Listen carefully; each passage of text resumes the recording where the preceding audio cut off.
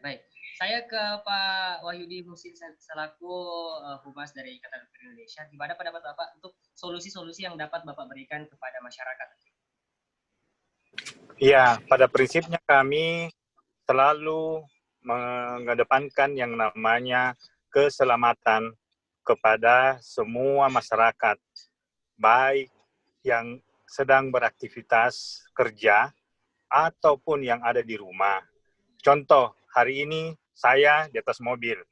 Saya bersama tim jalan terus untuk membagikan masker, bagikan APD. Kenapa? Karena virus corona ini tidak bisa berdamai dengan manusia. Karena dia tidak punya mata, tidak punya hati, tidak punya telinga. Virus corona ini tidak bisa sama sekali dianggap paling kali. Karena skor grafik semakin naik. Justru kita harus semakin waspada. Contoh umpamanya, kami banyak mendapatkan nyinyir-nyinyir. Ini dokter, taunya marah-marah terus. Apa paling enak kalau bukan marah-marah, Ki? Marah-marah itu berarti sayang. Marah-marah, Ki, itu bukti bahwa kita sayang kepada masyarakat. Saya sepakat tadi kata Deng Ical dan Pak Sakir bahwa harusnya pemerintah memberi contoh kepada masyarakat. Kalau pemerintah umpamanya apalagi namanya di kantor pelayanan publik, apa-apa yang harus dibikin sebelum dibuka harus namanya diprakondisikan supaya ada orang kalau mau buat acara namanya gladi resik. Kalau ada gladi resik kita tahu dulu apa-apa yang harus disiapkan kalau mau masuk sekolah, kalau mau buka kantor, kalau mau buka mall.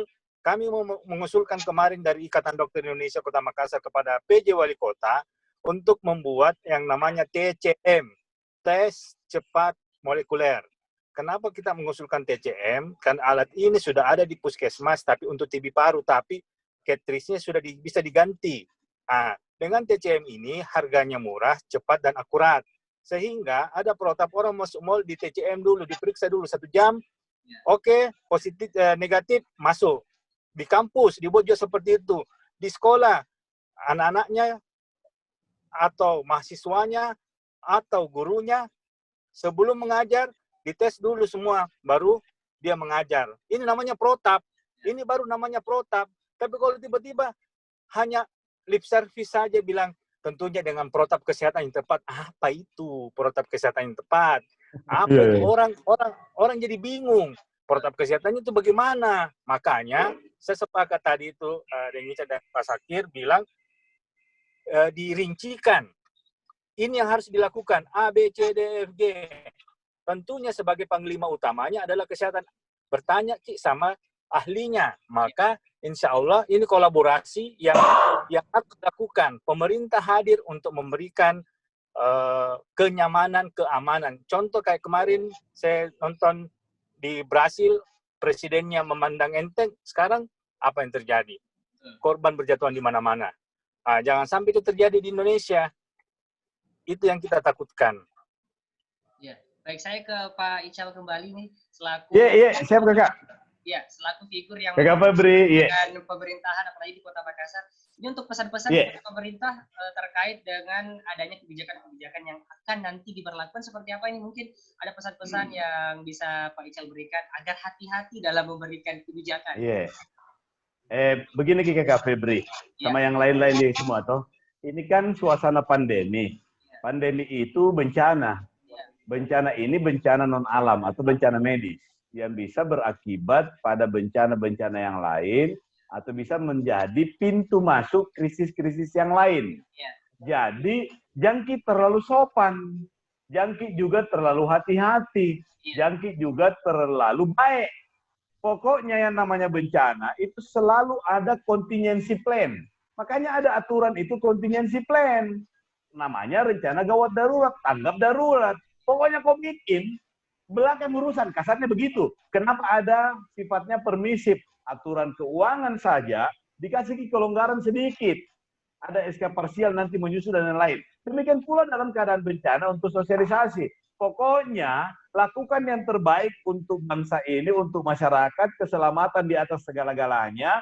Bikin aturannya, bikin perwalinya, langsung laksanakan secara simultan semuanya.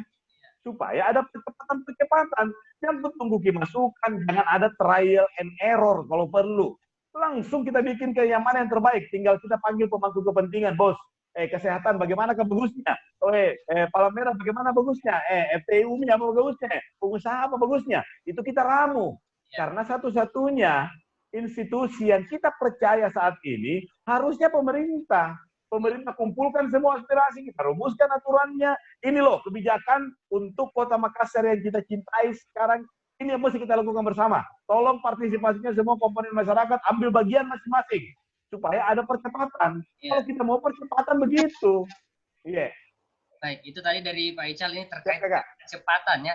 Bagaimana dengan tanggapan dari Pak Zakir sendiri selaku dekan FTI UMI yang memang sering sekali disindir-sindir oleh mahasiswa, ini kapan jelasnya ini kita masuk atau tidak? Seperti apa, Pak?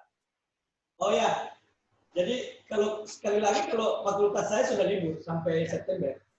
Nah, sudah libur, malah saya lagi berpikir sekarang apa yang dilakukan selama mereka libur. Saya mengusulkan berbagai skim-skim ke universitas, mudah-mudahan disetujui, karena itu bukan kewenangan saya. Tetapi untuk bicara masyarakat, pemerintah itu tidak hanya harus siap di situasi normal, Pak. Pemerintah itu harus siap di situasi tidak normal. Apa itu yang harus dilakukan di situasi tidak normal? Bertindak cepat, tepat, dan tidak coba-coba. Kenapa tidak boleh coba-coba? Karena ini menyangkut nyawa warga, menyangkut kesehatan warga. Jangan selalu mau coba-coba PSBB, coba-coba new normal, coba-coba herd immunity. Sekarang saya mau tanya, tunjukkan saya satu negara yang sudah berhasil soal new normal. Tunjukkan saya. Atau tunjukkan saya satu negara yang sudah berhasil soal herd immunity. Swedia, hancur Pak. Herd immunity-nya Swedia hancur. New normal, ada 5-6 negara baru mau memulai coba uji normal. Terus new normal yang kita maksud ini, yang akan kita terapkan ini, rujukannya dari mana?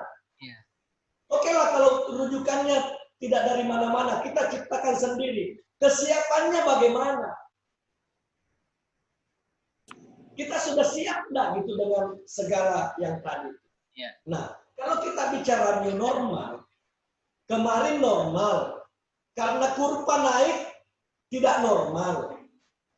Begitu kurva turun dan landai, itulah yang dimaksud new normal. Adalah ada virus tapi di atas normal, itulah new normal.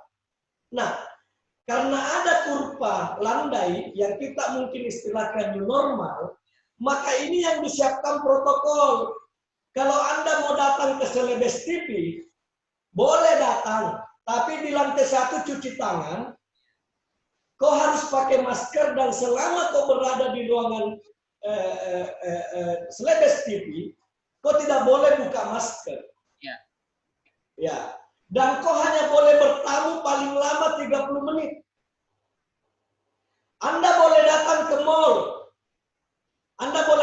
mall. Tapi di mall, kamu boleh hanya 1 jam. Kenapa? Karena virus ini bertransformasi di kerumunan orang, di interaksi orang, di sentuhan orang. Itulah kenapa ada social distancing, kenapa ada physical distancing. Karena orang dilarang bersentuhan, orang dilarang berkumpul, orang dilarang berinteraksi banyak dan lama. Jangan cuma physical distancing, social distancing, jaga jarak, pakai masker, itu hanya lip service. Tapi itu harus dipahami substansinya. Anda ke wali kota, Anda boleh paling lama 1 jam di kantor wali kota. Segera selesaikan urusan. Kalau ada urusan, makanya pemerintah kota juga siapkan semua perangkatnya. Kasih contoh yang baik. Sehingga protokol-protokol yang pernah di surat edaran lah, perintah wali perwali lah, macam-macam himbauan lah, semua itu bukan sekedar kertas, bukan sekedar di atas kertas, tapi dipahami secara substansi bagi yang mengeluarkan, dipahami secara substansi oleh masyarakat karena melihat contoh yang dilakukan oleh pemerintah. Nah ini yang dan begini deh. Ya. Itu camat, lurah, kepala dinas, orang jago semua. Mereka tahu apa yang harus dia lakukan. Tinggal sekarang Pak Wali, PJ Wali Kota mau percaya dia atau tidak? Kan susah itu Pak. Mohon maaf, saya kasih saran Pak Wali. Ya. Beda itu di kampus dengan di pemerintahan. Ya. Kalau di kampus kita mau mengajari anak-anak, nanti kita ini teorinya, kalau ada salah kita berdebat. Di pemerintahan tidak bisa begitu. Harus dibicarakan matang dulu baru diumumkan. Karena ini menyangkut resiko kehidupan masyarakat. Nah, belajarlah percaya perangkat pemerintahannya karena ini harus disolidkan untuk melindungi warga di luar sana. Itu. Saya yakin banyak ide-ide dari lurah, camat. Oh, pasarku di kecamatan A berbeda dengan pasar di kecamatan B. Protokol di kecamatan A cocoknya begini, protokol di kecamatan B pasar cocoknya begini, gitu loh. Jadi ini kalau mau bicara kultur, kearifan lokal dan inovasi kreativitas lokal. Ya. Nah ini kira-kira yang penting, membuka diri. PJ Wali Kota membuka diri, menerima masukan. Kalau dulu kita jadi dosen kadang-kadang kalau dikritik mahasiswa naik di kepala. Kalau jadi wali kota ya harus buka diri menerima masukan, harus buka diri menerima kritikan, bahkan harus buka diri menerima caci maki. Karena itu resiko. Jadi, tapi yang paling penting dengarkan orang-orang di bawahnya, dengarkan perangkat-perangkatnya, dengarkan lurahnya, kalau perlu dengarkan RT-nya, dengarkan RW-nya, karena mereka lebih paham protokol apa. Di masjid-masjid kampungnya, di masjid-masjid lorongnya, dia tahu protokol apa yang harus dilakukan. Ini tinggal difasilitasi. Difasilitasi sedikit, karena ada kegotong royongan. Sama sebenarnya dengan sembako kemarin. Anggaplah 100.000 warga Makassar miskin. Harus dibagikan sembako. Jujurlah pemerintah. Pemerintah hanya mampu 50.000. Ada 50.000 kemungkinan tidak terjangkau. Kami minta partisipasi masyarakat. Di dekat rumahnya Deng Ical ada 10 orang. Di dekat rumahnya Sakin Sabara ada 10 orang. Di dekat rumahnya ini ada 10 orang. Mungkin Deng Ical bilang, tambah-tambahin sedikit, melebar-melebar sedikit. 20 orang saya. Begitu kira-kira. Akhirnya teratasi sembako, gerakan kerelawanan masyarakat terjadi, solidaritas masyarakat terjadi, sehingga ketika ada yang disampaikan pemerintah, itu masyarakat percaya dan masyarakat mau turun tangan membantu pemerintah. Itulah cara-cara membuat pemerintahan dipercaya. Kalau sekarang nggak bisa dipercaya, wali kota kemarin buka mall. Tadi malam gubernur bilang mall akan ditutup lagi. Jadi masyarakat tinggal bilang ero-eromu, mau-maumu, ataupun yang berkuasa. Iya terjadi. Bingung kita, Pak. Nah, itu kira-kira ya. Ya. Kalau Pak Wahyudi sendiri selaku dari perwakilan Ikatan Dokter Indonesia seperti apa Pak untuk pesan-pesannya untuk pemerintah? Kalau saya sih ibaratnya kalau kita naik mobil Formula One, dia cepat tapi hati-hati kan? Ya. Dan keamanannya betul-betul safety. Kalau naik mau mobil ya, dengan kecepatan tinggi, mungkin logikanya seperti itu. Karena yang kita buru ini adalah bagaimana malaikat maut sudah siap siaga. Ya. Makanya semua harus kita lakukan supaya tidak ada lagi korban jatuh. Surabaya sekarang sudah zona merah sekali. Ya. Dan itu kota besar. Makassar bisa saja begitu. Oh, jangan salah, Dr. Yudi. Jangan salah. Yeah. Jangan salah.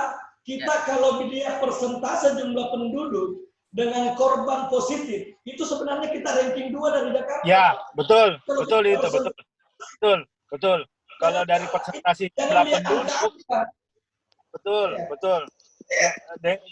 dengan jumlah penduduk diparalelkan dengan yang hanya 8 juta. urusan nomor 2. Ya. Betul itu Pak Dekan. Saya hanya mau menggambarkan bahwa kejadian yang ada di Surabaya itu bisa dialami oleh Sulawesi Selatan, bahwa tidak ada lagi ruang space yang tidak kena corona. Ya. Itu bisa saja terjadi. Makanya kami dari Ikatan Dokter Indonesia selalu menyampaikan bahwa tolong pemerintah bersama semua stakeholder PMI dan semua masyarakat harus betul-betul berjihad menurut kami untuk sama-sama bagaimana virus ini sama-sama kita punya peran yang maksimal dan tentunya terukur.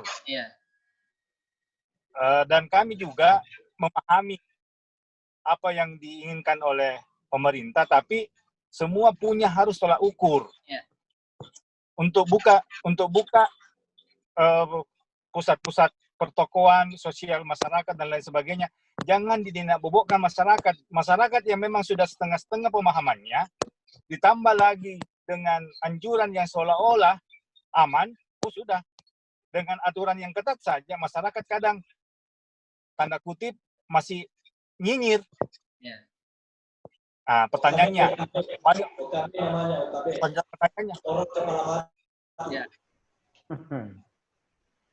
Baik, Pak Yudi, silakan lanjutkan, Pak. Pertanyaannya adalah sekarang banyak orang bilang masyarakat kita tidak taat. Kalau saya sih kurang sepaham ya. Kalau kita ke luar negeri, kayak ke Malaysia, ke Singapura, taatnya kita dilarang merokok, kita berhenti merokok. Dilarang buang sampah, kita tidak buang sampah. Karena kenapa? Aturannya jelas. Seandainya aturannya itu betul-betul jelas, maka saya yakin masyarakat akan mematuhi. Dilarang keluar kalau tidak pakai masker. Kalau tidak pakai masker, didenda apa gitu. Pasti masyarakat akan melakukan, tapi ini kan tidak. Kadang aturannya A, berubah B, berubah C, bingung masyarakat.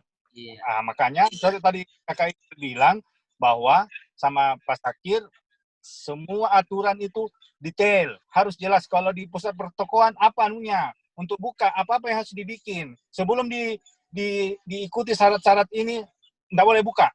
Setelah dipenuhi baru boleh buka. Itu baru new normal life. Karena new normal life harus diikuti dengan new lifestyle. New lifestyle kesehatan. Ya, mungkin selama ini kita menganggap bahwa pakai masker itu hanya di rumah sakit. Sekarang mau tidak mau, suka tidak suka, masker itu sudah kita temukan di mall.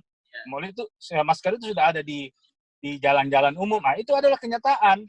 Dan ingat, virus corona sudah bermutasi 30 kali. Berarti canggih sekali ini virus corona. Jangan menganggap bahwa virus ini sama dengan flu-flu biasa. Kalau ini penanganannya akan begini. Enggak. Ini virus corona sangat cerdas. Dan tidak punya hati. Jadi jangan berdamai dengan virus corona. Karena virus corona tidak mau berdamai dengan manusia. Ya, baik. Terima kasih Pak Wahyudi. Dan pemirsa, ini perbincangan kita sudah sangat luar biasa. Tapi kita dibatasi oleh waktu. Dan terima kasih juga untuk Bapak Syamsul Rizal selaku Ketua PMI. Iya, makasih banyak. Assalamualaikum. Ya. Dan juga Pak Sakir Sabara selaku Dekan FPI UMI, dan juga Bapak Wahyudi Musi. Dan pemirsa, kita sudah sama-sama dengarkan tadi, ada beberapa saran untuk pemerintah dan juga masyarakat. Intinya tetap jaga kesehatan Anda. Dan untuk pemerintah sendiri, untuk mengambil kebijakan, yang pertama harus ada percepatan. Yang kedua, cepat, tepat, jangan coba-coba. Dan juga dari kata Pak Wahyudi tadi, harus ada pertimbangan sendiri untuk menghadapi new normal life. Ya. Seperti itu. Baik, terima kasih pemirsa Salus TV. Saya Devi dan pamit. Terima kasih. Assalamualaikum warahmatullahi wabarakatuh. Assalamualaikum warahmatullahi wabarakatuh.